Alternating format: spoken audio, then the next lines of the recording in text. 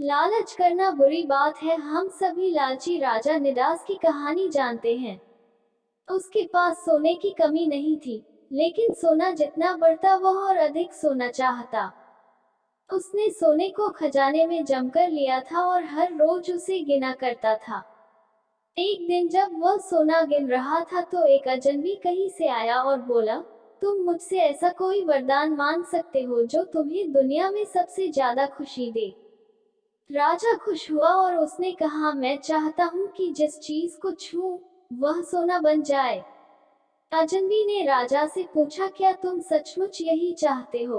राजा ने कहा, हाँ। तो अजनबी बोला, कल सूरज की पहली किरण के साथ ही तुम्हें किसी चीज को छूकर सोना बना देने की ताकत मिल जाएगी। राजा ने सोचा कि वह सपना देख होगा, यह सच नहीं हो सकता। अगले दिन जब राजा नींद से उठा तो उसने अपना पलंग छुआ और वह सोना बन गया। वह वरदान सच था। राजा ने जिस चीज को छुआ, वह सोना बन गई।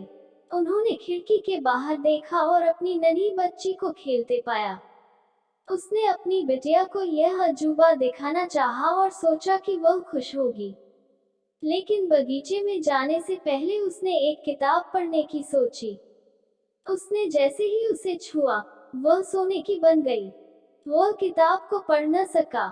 फिर वह नाश्ता करने बैठा। जैसे ही उसने फलों और पानी के गिलास को छुआ, वे भी सोने के बन गए। उसकी भूख बढ़ने लगी और वह खुद से बोला, मैं सोने को खा और पी नहीं सकता। ठीक उसी समय उसकी बेटी दौड़ती हुई वहां आई और उसने उसे बाहों में भर लिया। वह सोने की मूर्ति बन गई। अब राजा के चेहरे से खुशी गायब हो गई। राजा सर पकड़कर रोने लगा।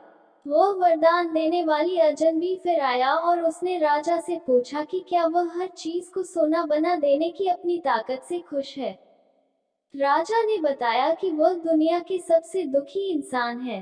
राजा ने उसे सारी बात बताई।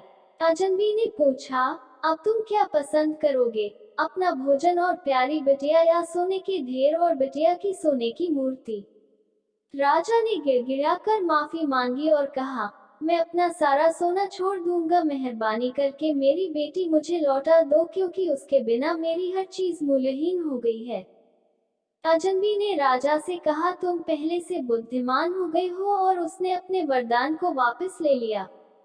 राजा को अपनी बेटी वापस फिर से मिल गई और उसे एक ऐसी सीख मिली जिसे वह जिंदगी भर नहीं भुला सका। आशा करती हूँ कि यह कहानी आप लोगों को पसंद आई होगी। पसंद आई है तो कमेंट में जरूर बताएं। चैनल पर नए हैं तो चैनल को लाइक, शेयर, सब्सक्राइब करना ना भूलें।